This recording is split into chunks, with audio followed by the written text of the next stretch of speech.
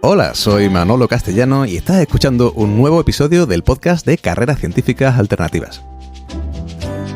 Hoy tenemos como invitada a Ruth Fraile. Ruth nos va a hablar no solo de cómo realizó su transición profesional y cómo reorientó su carrera, sino además de cómo es su día a día como correctora y editora de textos médicos y de publicaciones médicas educativas como freelance.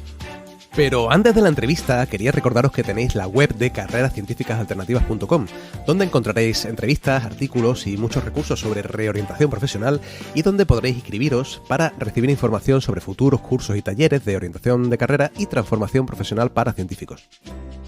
Además, nuestro equipo lleva años realizando formaciones en empresas y centros de investigación, ayudando a empleados con perfil científico-técnico en el desarrollo de competencias profesionales a través de talleres presenciales y online sobre productividad, gestión del estrés, trabajo en equipo, gestión de conflictos, empleabilidad, uso de redes o networking.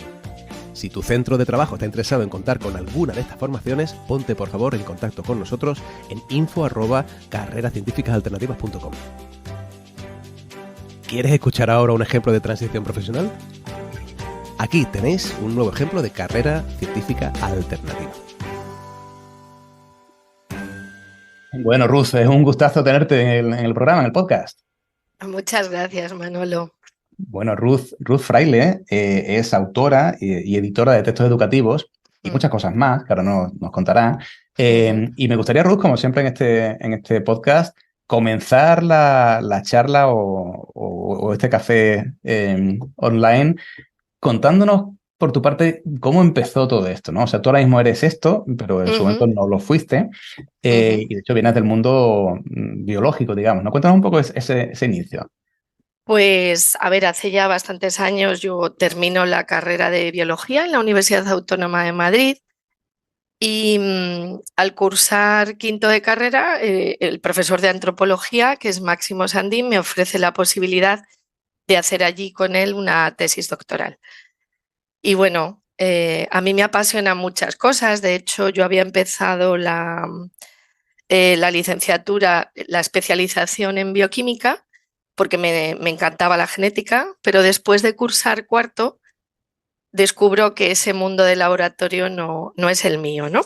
Y entonces, al terminar licenciada como bióloga con la especialidad en biología general, allí en la Autónoma, pues eso, me ofrecen esta posibilidad, hago allí el doctorado, tenemos la suerte de que consigo una beca para hacer mi tesis doctoral durante 4 años, entonces podemos investigar, un proyecto muy interesante, y incluso consigo una beca postdoctoral, que eso pues lleva a tener que colaborar con el departamento como profesora, ¿no? De prácticas, sobre todo, y a seguir investigando. Pero ¿qué ocurre? Como ocurre muchas veces en España, se acaban las ayudas.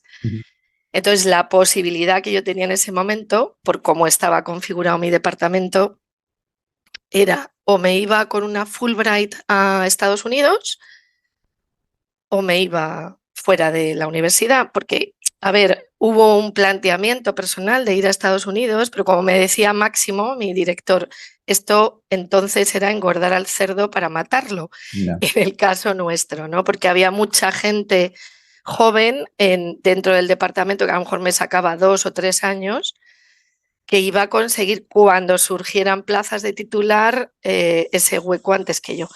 Con lo cual yo tomo ya la decisión de dejarlo. Bueno, en medio de todo esto me lía una amiga a formarme también en naturopatía, que es algo que me gusta. Bueno. Y que además, bueno, me ha servido sobre todo para la parte más divulgativa como autora. Y entonces, bueno, se me ocurre una cosa que es, ¿y si yo me adentro en el mundo editorial? Pues esto surge de charlas, de conversaciones con amigos, ¿eh? O sea, no es otra cosa. Dices, esos libros que hay de ciencias en las editoriales, ¿quién los hace? ¿Quién los revisa? ¿Qué formación hay que tener para colaborar, ¿no? Y entonces se me ocurre, sí. Pues vamos a pararnos ahí porque es que te has lanzado al abismo muy rápido, ¿vale? Sí. Entonces yo entiendo que esto contado así a posteriori parece sencillo, pero creo que no es nada sencillo, ¿no? Y yo creo que tú tienes un tipo de perfil con el que me siento muy Identificado. identificado realmente, ¿no? Porque somos muchas personas las que nos gustan muchas cosas, ¿no? Y las que en Sí. su momento no dijimos, yo quiero ser esto, ¿no? No, el esto no, muchas veces no lo tienes tan claro, ¿no? Y Ajá. especialmente cuando estás haciendo una carrera o unos estudios que te apasionan, ¿no? Que yo creo que fue un poco Ujú. nuestro caso. Eh, claro, tú, si empiezas a dedicarte a la antropología, ¿no? Vienes de la parte más de genética molecular, ¿no? Son dos mundos muy diferentes, Muy totalmente distintos. diferentes, ¿no? Donde a nivel laboral es difícil enlazarlos, ¿no? Tienes que ir eligiendo, ya empiezas a hacer en tu caso investigación, acabas haciendo docencia de ecología humana, ¿no? Que era una asignatura que para mí fue Exacto. maravillosa, ¿no? Durante la carrera, ¿no? A mí me gustaba la ecología humana, la etología y la genética molecular y la genética humana, ¿no? O sea, Claro. ¿por qué no? Y es un problema cuando Ujú. hay tantas cosas que te gustan, ¿no?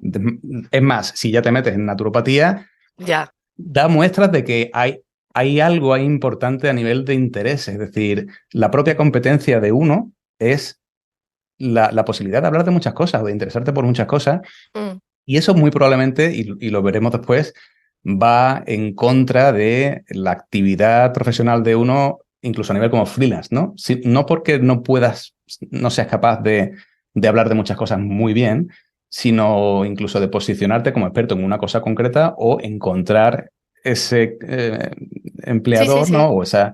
O esa agencia que te contrate o esa empresa que busca esa cosa concreta, ¿no? Y claro, Ujú. Sí, sí, ¿tú te has totalmente. te has encontrado con mucha gente un poco como tú o como yo, que no se definieron desde el principio de manera tan clara, ¿no? En esas conversaciones de café con tus compañeros en la facultad? Bueno, yo creo que la mayoría de la gente con la que yo me he encontrado, que eran compañeros de la carrera, muchos han acabado trabajando en temas que no tienen nada que ver con biología. Y es muy curioso porque cuando yo acabo contándole a alguien nuevo a lo que me dedico, me dicen, ah, bueno, pero entonces tú no te dedicas a la biología. Perdona. Si yo estoy haciendo una autoría de un libro de ciencias, fíjate si eso es biología, ¿no? Y lo importante que es para mí enseñar esto desde la base, además. Y además porque, bueno, me voy a meter en otro campo que viene después, pero yo creo que hay un problema con la enseñanza y es que la formación del maestro es estupenda en didáctica, pero no hay una formación científica suficiente. Entonces, hasta la fecha, la mayoría de las editoriales, para hacer cursos de primaria, normalmente contratan a maestros, no contratan a científicos, no contratan a biólogos o a físicos o a matemáticos. Entonces, ¿qué sucede? Que esa parte didáctica está muy bien trabajada, pero hay agujeros que tenemos que solventar gente con una formación, ¿no? Ujú. Entonces, esto que te contaba antes de cómo yo llego al final al mundo editorial, pues es una salida o sea, una búsqueda de empleo porque no hay hueco en la universidad o porque yo no veo un futuro claro, ¿no? Quiero Ya. decir, me podría haber tirado a lo mejor años y años y años a base de becas, no sé de qué tipo, pero bueno, llega un momento que dice, yo me tengo que ganar la vida y tengo la suerte de que una de esas editoriales con las que yo contacto, eh, que es Ediciones de la Torre, es una editorial de literatura infantil y juvenil que quiere hacer una línea de ciencias. Y entonces me propone si yo quiero dirigir esa línea como freelance, Ajá. ¿vale? Y ser autora de uno de los libros. ¿Vale? Y no tenías experiencia previa. No, o sea, yo lo que tenía era experiencia escribiendo artículos para revistas científicas, que eran artículos de mi tesis o de los proyectos de investigación que eran sobre, como tú has dicho, ecología humana o sobre todo eran trabajos del efecto de la alimentación sobre el crecimiento de poblaciones actuales, ¿no? Y bueno, este tipo de cosas. Entonces, es verdad que a mí me gusta mucho leer y escribir, pero bueno, no era algo en lo que yo pensaba. Me pongo a ello y hacemos un libro que tenemos la suerte que premian con un premio nacional de edición del Ministerio de Educación. Entonces, el hecho de que ese libro tenga ese éxito porque lo eligen en la Feria de Bolonia, que es la feria de literatura infantil más importante, donde eligen 100 libros cada año del mundo entero. Entonces, La hamburguesa de mamut es uno de esos libros. Eso recorre, es una biblioteca móvil que recorre Europa y, bueno, es muy interesante. Con todo esto sigues conociendo a más gente, ¿no? Y yo voy como sin darme cuenta, mi camino se va haciendo hacia el mundillo editorial.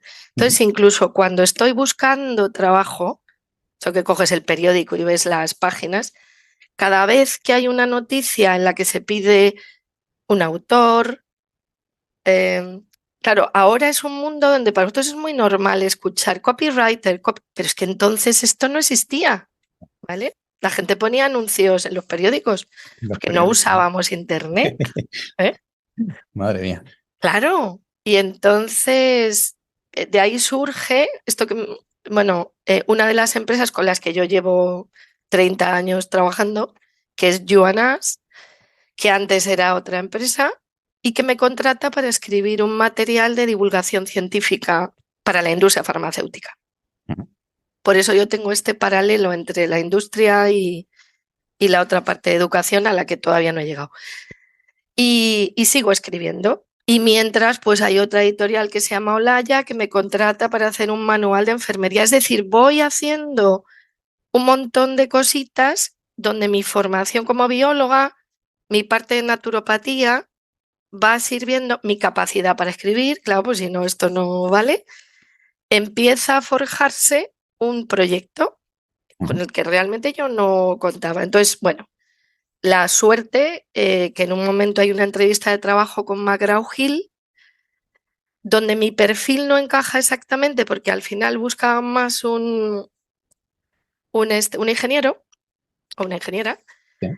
pero tengo la suerte de que esa persona que me hace la entrevista conoce al director editorial de otra editorial que en un momento dado necesita a alguien de ciencias, que es la editorial Bruño, y entonces contactan conmigo de esta manera.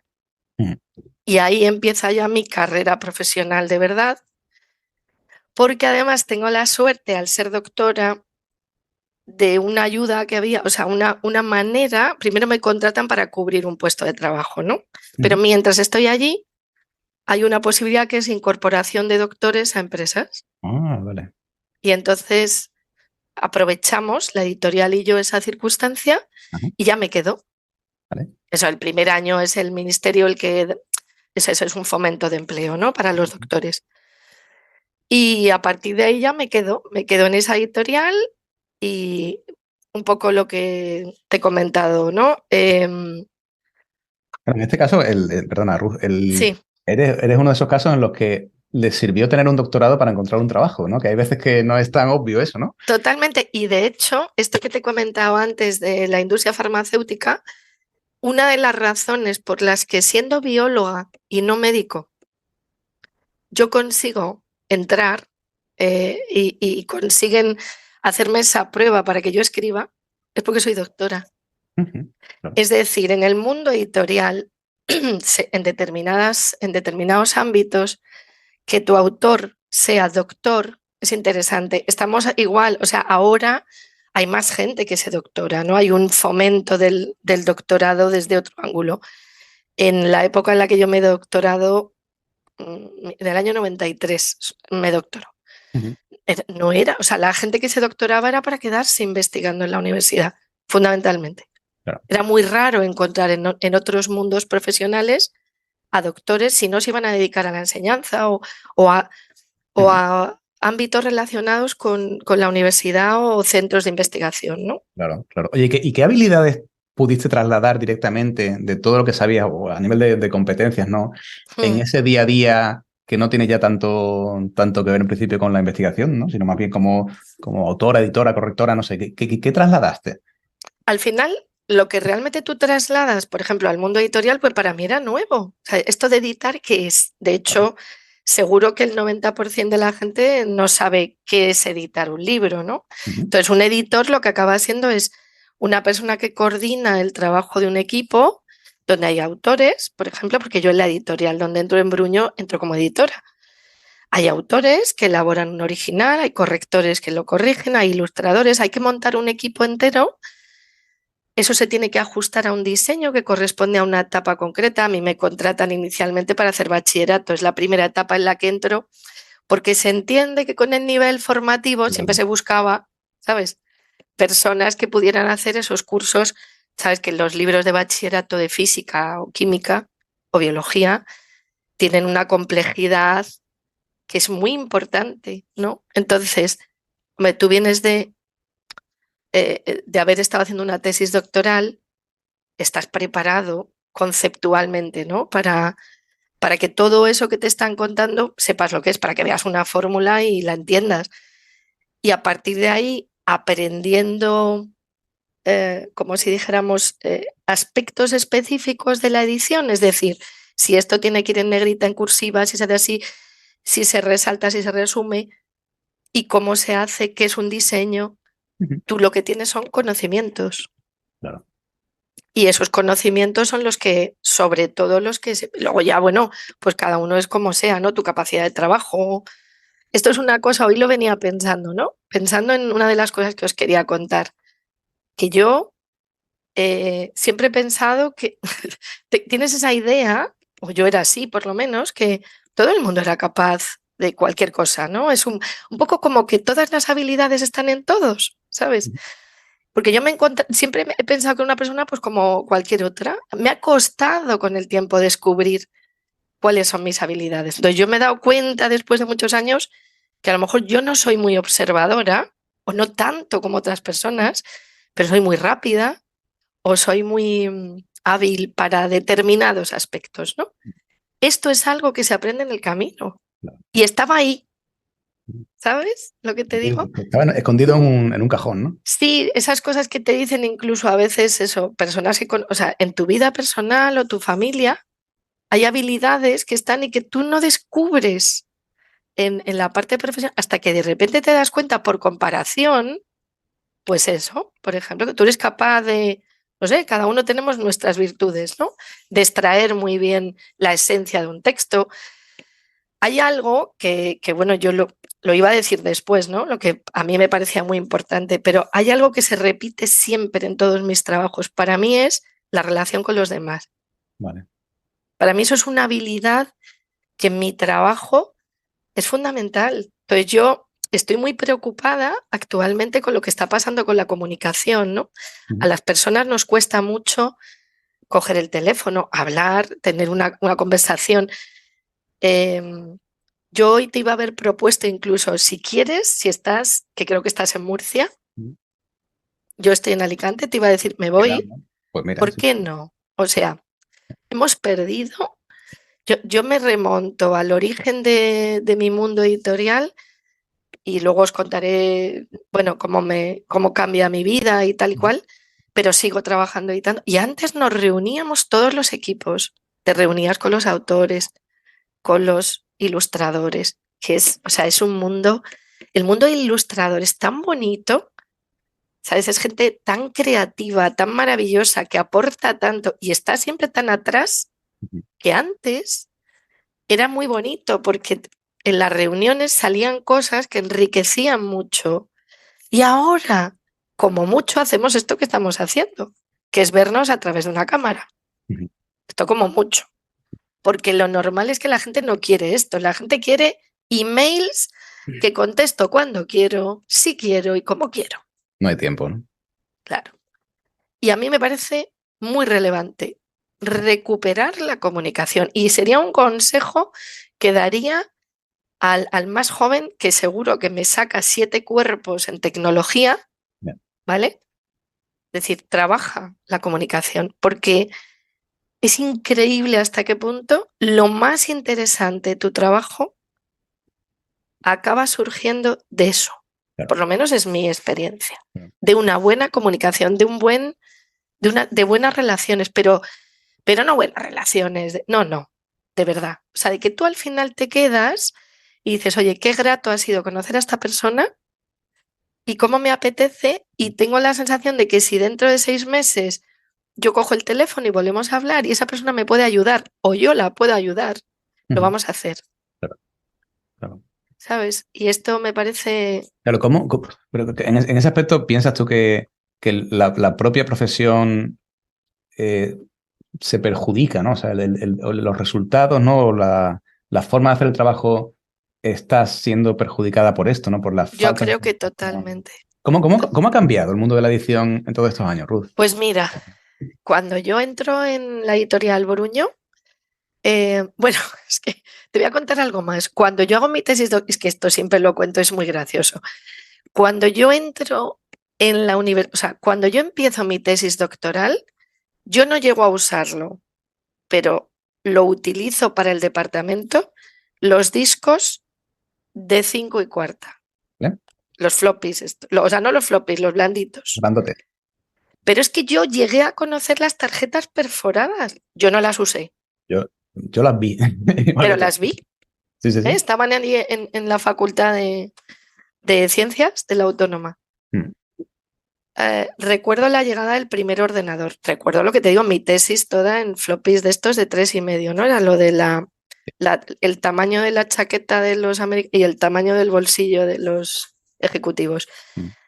Entonces, tú fíjate desde entonces, cuando yo llego a la editorial, los libros, yo llegaba a tener un autor que me entregaba manuscritos. Ya. Y hablo de un libro de física y química de primer de bachillerato. ¿Vale? Eso se mandaba picar, se dice picar, ¿no? O sea, pasar a ordenador a otra persona. En plan monasterio, ¿no? Total. O sea, que tú fíjate, ¿qué significa? Pues que a lo mejor en una campaña tú hacías un libro o 2 o 3, como Claro. mucho, y 3 si eras, vamos, una superwoman, que sobre todo éramos woman. Ahora, en una campaña, o sea, no te voy a decir lo que editamos, O sea, lo que pero cambia, claro, la velocidad ha cambiado, evidentemente, ¿no? claro, porque antes leíamos las pruebas, o sea, las pruebas se pasaban a producción, producción las imprimía, montaba lo que tú mandabas como original y las imprimía. Entonces te lo daban en papel y yo leía en papel y tenía varios días para leer. Se lo mandaba al autor, se lo mandaba al corrector. El editor lo que hace es agrupar toda la información del resto del equipo Ujú. y hace como si dijéramos esa versión, pero con un boli, con un rotulador rojo. Claro. Marcabas el de producción, lo metía otra vez y te daba la segunda prueba y luego tal, y luego, ¿vale? Pues ahora imagínate, desde que puedes hacer autoedición, o sea, que hay editoriales en las que tú tienes tu sistema y tú solo vas corrigiendo, lo pasas a autores, o si tú eres el autor, te lo pasan a ti, el editor quiere cambiar algo, hay que ahorrar una línea, en fin, Ujú. no tiene nada que ver. Claro. Pero ya solo es muy raro leer en papel. Yo a veces pido papel en una prueba final porque quiero tener una visión, pero es que no da tiempo. Ya, ya. Entonces, pantalla, pantalla, pantalla, pantalla. ¿Y hay algo que no funciona igual de bien por culpa de esto? Lo que te digo yo, sobre todo las relaciones personales, que me parecen, o sea, yo recuerdo el enriquecimiento a cada proyecto de aquellos momentos de reunión de equipo, Mm. es que no tiene color. Es que tú no puedes hacer lo mismo con esto. Cuando a veces montamos reuniones así, no sale lo mismo, porque tú no puedes estar. Yo no puedo terminar esta conversación y decir dentro de 10 minutos, ay, se me ha olvidado contarle a Manolo. Ya. Se me ha olvidado, se me ha olvidado. Yo estoy en la editorial contigo y me voy a tu despacho, tú te vienes al mío. Oye, que me acabo de dar cuenta. Ujú. Y esto pasa muchísimas veces. Te Entonces, exige, te exige ser, o sea, aprender a funcionar de manera diferente, ser mucho más organizado, más productivo, ¿no? Es otra historia. sí, pero eso es lo que te digo, esa productividad, o sea, respecto a calidad, Claro. yo sigo cogiendo ese libro de segundo de bachillerato de entonces, vamos, no solo no tiene nada que envidiar al actual, que además es esta historia política, ya sabes, que en función de quién está, o sea, si está el PSOE, saca una nueva ley de educación y si luego llega el PP, sacará otra, o sea, porque es así de terrible, bajo mi punto de vista, ¿no? Yo creo que educación y sanidad debería pasar por pactos de Estado, que no Ujú. pasa. A mí O sea, a mí como trabajadora freelance me interesa cada vez que hay una ley nueva que justifica mi nuevo trabajo. Pero bueno, personalmente creo que es una locura, porque Claro. además son maquillados de lo anterior. Es tontería, de verdad.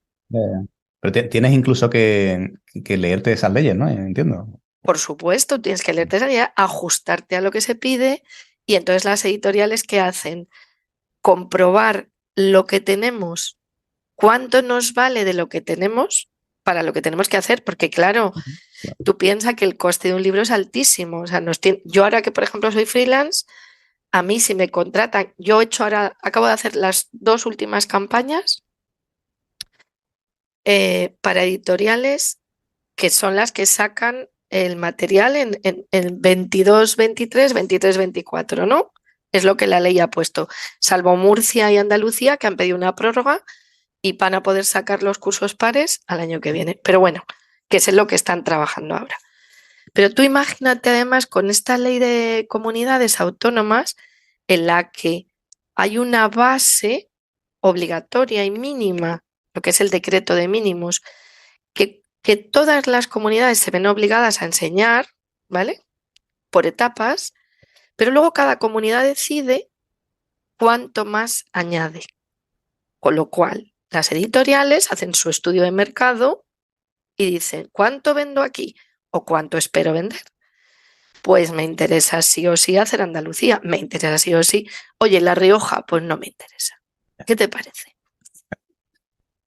Ese es uno de los tantos problemas, ¿no? Que al final os encontráis vosotros y que salpican muchos sectores, Claro, a evidentemente. cualquiera que además tenga hijos, Claro, pues lo puede vivir en los claro. centros escolares, es una locura, De ¿no? hecho, hablando de hijos, hemos hablado de la dificultad, ¿no? De este tipo de textos con los cambios continuos, etcétera, pero hay algo que es incluso más llamativo, por lo menos a mí como padre, ¿no? Que Sí. es en inglés, ¿no? Mm, Especialmente con los de ciencias, ¿no? Science, como dicen los niños ahora aquí Science. en España, ¿no? O Sí. sea, a ver, Ujú. esto entiendo que cambiará en cada sitio. Hay muchas personas que nos oyen el podcast en Iberoamérica. Sí. En España el tema del inglés creo que está cambiando. eh, la Hay una forma de dar obsesión con clase, el ¿no? La forma de bilingüismo. dar clase incluso, ¿no? Y yo mismo como padre me doy cuenta, yo tengo la suerte de que hablo inglés, ¿no? Pero claro, si yo no supiera hablar inglés, mi hijo creo que tendría un problema, ¿no? En cierto modo, porque los textos están en inglés, ¿no? Se asume una forma de aprender diferente, ¿no? Y claro, a lo mejor la formación previa de los maestros no pueden saber de todo, ¿no? Absolutamente. Pueden hacer lo que pueden, evidentemente, pero es que les Mm, exigimos ya unas cosas Totalmente. terroríficas, ¿no? Pero a Totalmente. la hora de tú como editora estar ahí en medio, intentar ayudar a una parte y a otra, ¿cómo se hace, ¿no? Y te digo un ejemplo, el otro día estaba con mi hijo haciendo Mm, Science, y claro, se estaba estudiando los cnidarios Sí. en inglés. Primero, yo soy biólogo y sé inglés. Y decía, madre mía, pero ¿para qué se está estudiando los Cnidarian? Es que no sé ni cómo se pronuncia esto, ¿no? Claro. Son ya temas muy Total. específicos, ¿no? ¿Cómo se vive eso desde el mundo de la edición, Ruth? Pues a ver, las editoriales, o sea, en este caso yo como editora freelance no tengo la capacidad, vamos a decir así, ¿no? De decidir qué se edita, qué no, cuándo a mí se me contrata para un proyecto cerrado y concreto. He trabajado en Science, por ejemplo, en primaria para Oxford hace unos años, hicimos un proyecto precioso. A ver, en este país hay un complejo un poco de titulitis por un lado, por otro hay un intento, porque es así, de llevar el bilingüismo y en las comunidades autónomas donde hay lengua propia, el trilingüismo al límite. Y eso lo asimilamos con nivel. Es así. Y como tú dices, ni siquiera, ni los alumnos tienen el nivel de inglés adecuado, ni el profesorado. Cuando tú haces el texto, esto es lo de menos, porque se pueden hacer varias cosas. O bien se buscan autores que escriben directamente en inglés, o los libros se hacen en castellano y luego se traducen. Yo he trabajado hace nada con un material para Andalucía en inglés, que lo que se había hecho era como una versión reducida, que esto lo hacen bastantes centros, Es como tienes el libro madre, imagínate, de unas ciencias de primaria, que ocupa 200 páginas, unas ciencias de sexto de primaria. Entonces se hace un science de 100 páginas, ¿eh? Versión reducida de lo esencial. ¿Qué ocurre? Que a muchos centros les encanta, no porque esté en inglés, sino porque es la versión reducida. Y como muchas veces no se llega a dar todo, entonces les piden a las editoriales, oye, ahora haznos esto en castellano. Porque es que tenemos, claro, tenemos chavales, por ejemplo, emigrantes, que es que no, es que es imposible. A veces el emigrante le va genial el inglés, incluso, pues ahora aquí, por ejemplo, en nuestro municipio han llegado un montón de chavales ucranianos, pues se manejan mejor con el inglés Como el español. que con el castellano, claro. Tiene por qué ser así, puede ser al revés. Pero bueno, esto, mira, hay lo que te digo, hay muchas cuestiones políticas, pero ahí vamos vendidos, o sea, el mundo editorial lo que hace es sacar lo que se le pide, ¿vale? Esto es lo que hay. Si realmente tú te coges libros de texto, mira, yo he trabajado y trabajo habitualmente para Edelvives, para Vicens Vives, para McGraw-Hill, para SM, para Naya, para Santillana, Todas. y realmente las diferencias son pequeñitas. Depende en qué libro, ¿no? Tú puedes tener un gusto, decir, me encanta cómo han hecho la biología estos, me encanta esto otro, pero realmente es muy parecido, porque hay lo que hay y más o menos, No tienes tanta manga ancha, ¿no? claro, Ruth, vamos a volver a Ruth. sí. Lo dejamos en el camino, que nos ponemos a charlar. Lo dejamos, claro, en ese punto en el que tú empiezas incluso a trabajar en Bruño. Sí. ¿Empezaste como freelance también con ellos o no? No. Vale. Empiezo desde el primer día con un contrato como ¿Cómo, editora. cómo se llega a eso, Ruth? O sea, bueno, imagino que habrá Bueno, cambiado también mucho, ¿no? Pero en ese momento, ¿qué es lo que necesita uno demostrar para poder ser atractivo para una empresa como empleado más que como freelance? te contaba que yo llego casualmente por una entrevista de trabajo en otra editorial, que era McGraw-Hill, concretamente, que la persona que me entrevistó, pues luego trabajé para ellos, pero para ese proyecto no. Y era amigo del que sería luego mi jefe directo. Este señor hace una llamada oye, no sabrás de alguien de ciencias que pueda editar. Y entonces yo no tenía experiencia como editora, pero en ese momento a ellos les valía lo que yo sabía, el hecho de que hubiera hecho una tesis doctoral, el hecho de que hubiera escrito varios artículos científicos. En ese momento a mi jefe, bueno, supongo que porque no encontraba otro editor con experiencia, me servía. Entonces yo entré y claro, tú entras sin una experiencia previa. Yo luego he tenido, por ejemplo, becarios que venían, me parece que era El País que montaba un máster en la Autónoma de edición, entonces, bueno, era gente que venía con otro tipo de preparación, ¿no? Más de una vez me he planteado con una amiga con la que trabajo mucho, que por cierto es muy interesante, esto ya hablaremos, Sí. porque a lo mejor te interesa para entrevistar.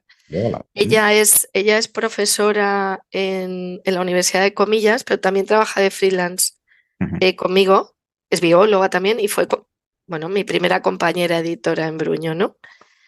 Entonces, con una persona como ella, otros compañeros, es como vas aprendiendo. Claro, yo de repente lo que hice fue empaparme como pude ¿sabes? De aprender de esa información. ¿Cómo es el proceso? Ese proceso, hombre, te lo cuentan y es lo que te digo. Claro, te tiene que gustar leer, tienes que tener conocimientos suficientes de la materia. Pero bueno, tuve esa suerte de bien, que aquello funcionó. El autor que te digo que me tocó fue una persona maravillosa, aprendí mucho y ya está. Y así vas haciendo caminito, ¿no? Pero no llegas sabiendo realmente nada. Hombre, sabes más de lo que crees, pero sabes mucho menos de lo necesario. Y una pregunta que me hacen mucho. ¿Cuándo una empresa decide que quiere un empleado en lugar de contratar un ¿Un freelance o un freelance? autónomo? ¿Cuál es la diferencia realmente para la empresa? En el mundo editorial, y esto pasa habitualmente, cuando hay una campaña de texto grande, normalmente siempre acaba gente contratada. En mi caso, no, porque yo en el año 2003 decido dejarlo todo y venirme a vivir al mar. Esto es una decisión personal que condiciona que yo me haga freelance, ¿vale? Aquí no hay editoriales, o sea, aquí no está ninguna de esas editoriales que yo te he hablado, que hasta entonces yo no había trabajado más que para Bruño, bueno, y había hecho lo que te había dicho previo como autora, pero yo como editora no había trabajado para nadie. De hecho, yo me vengo aquí con un proyecto que no está acabado y que yo sigo haciendo para Bruño, o sea, me vengo con buena relación. A mí me han ofrecido posteriormente trabajos en plantilla en otras editoriales en campañas, ¿vale? No es lo habitual. Para editar, sí. Como autoría, nunca. Nunca. El autor, colaborador, llámalo como quieras, redactor, en las editoriales es freelance. Vamos, 99% de las veces.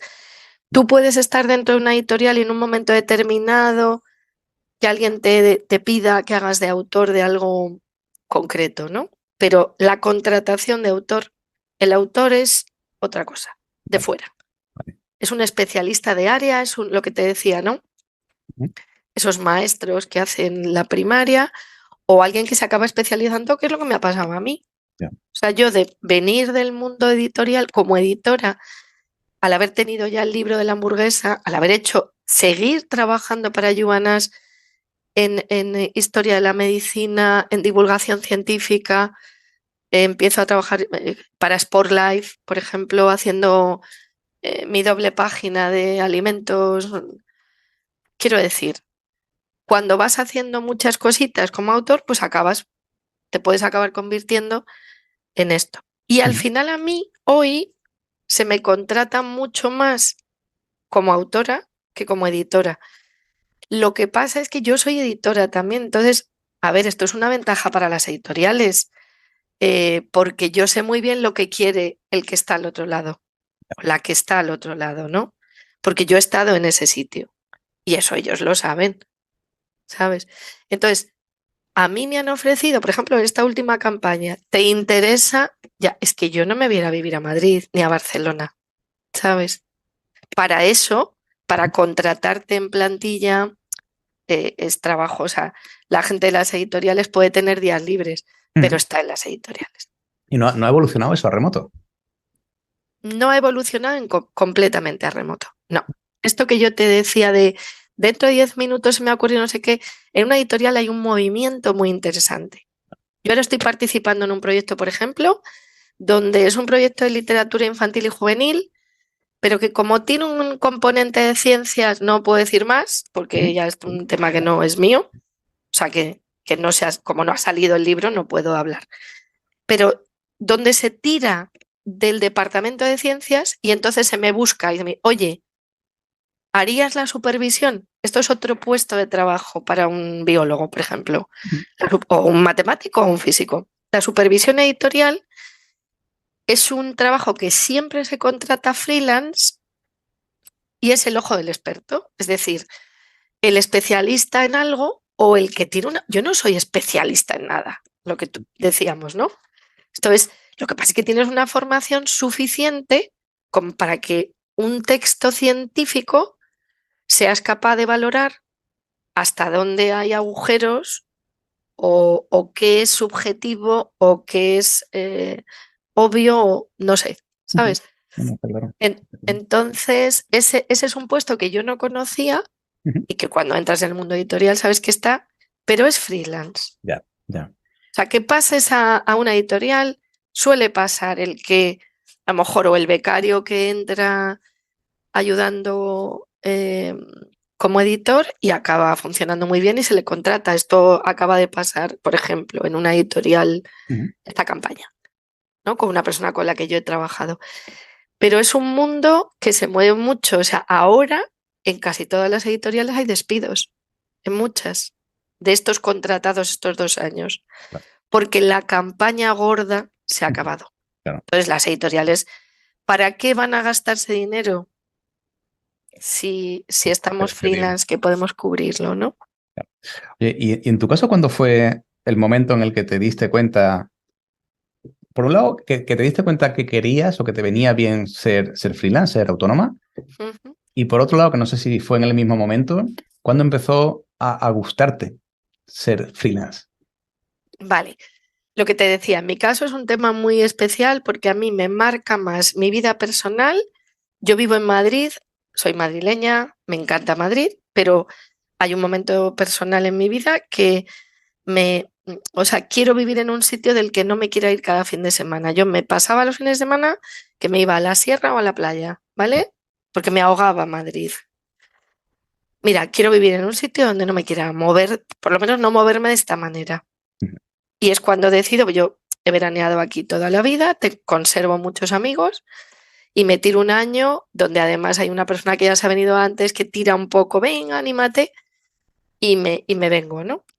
Entonces, es lo que te decía, yo me hago freelance no porque quiera hacerme freelance, me hago freelance por obligación.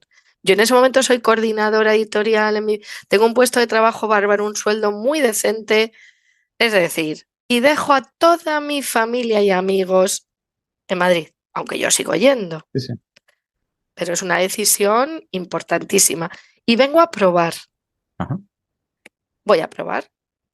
Bueno, me vengo con un colchoncillo que me permite decir, bueno, yo voy a tirar un año o dos a ver Ujú. qué ocurre, que sale bien. Que sale bien quiere decir que yo sigo trabajando para mi editorial, pero sobre todo luego empiezo a incorporar otras y empiezo a descubrir que me encanta vivir aquí, que para mí la calidad de vida que tengo aquí no la tenía allí. Y bueno, y ya muchas cosas. Yo luego soy madre, entonces es verdad que a veces eres un poco mujer orquesta, porque tienes que hacer muchas cosas y yo hay veces que tengo que trabajar un sábado por la noche, Ujú. pero yo puedo llevar a mi hijo a judo Claro. todos los días que quiera o a jugar al rugby porque me ha salido deportista, ¿me Ujú. entiendes? Entonces, el valor personal para mí no tiene precio. O sea, es verdad que hay una cosa dura. Para mí es la inseguridad. Es decir, yo que soy una profesional ya muy consolidada en este sector, no tengo garantía de nada. Y yo hablo con todas las editoriales y todas, y es maravilloso.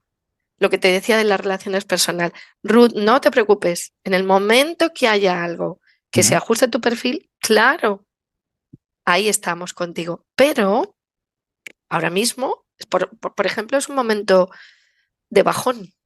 Yo ya lo sabía. Entonces, el freelance que aprende, y esto sí que creo que es muy importante, hay periodos de tiempo en los que tú puedes ganar muchísimo dinero, o por lo menos en mi sector es así, pero tienes que saber que hay periodos de tiempo donde a lo mejor ingresas muy poco dinero. Ujú. Entonces tú te tienes que organizar, vives de tus rentas, ¿no? Esto para mí es una de las claves. La otra, te decía antes, yo no tengo un nicho, no he encontrado un océano azul clarísimo y que es solo mío. No, lo que he hecho es diversificarme con un montón de cosas y algunas no tienen nada que ver con otras, ¿vale? Entonces yo he podido llevar un grupo de americanos con EF, con Educational First, Ujú. enseñándoles España. He trabajado en la Volvo Ocean Race con grupos de extranjeros o dar clase en museo. O sea, mm, son como colocar huevos en muchas cestas. La vida del freelance no es fácil. Esto yo creo que es importante. Ujú. Hay gente que le ha ido de maravilla y ha montado una estructura, a lo mejor quiero decir, un tipo de empresa de tal calibre que ya, bueno, pues para mí eso no es un freelance, esto es un empresario, ¿no? Esto es otra cosa. Ya. Bueno, yo dices, ¿en qué momento? A mí me encanta, o sea, si tú ahora me dices, ¿trabajarías Por cuenta contratada? ajena. Pues trabajaría por cuenta ajena, sí. Si yo encontrara en este momento de mi vida una empresa que me agrade, Ujú. ¿por qué no? Si es Claro. que si a mí me gusta mi trabajo, voy a trabajar. Y lo que me veo es capaz de trabajar de muchas cosas, ¿sabes? A veces hay un punto en el de cómo llegas, cómo yo, igual que nos ha pasado cuando hemos tenido proyectos y hemos dicho, ¿dónde estará ese profesional, no?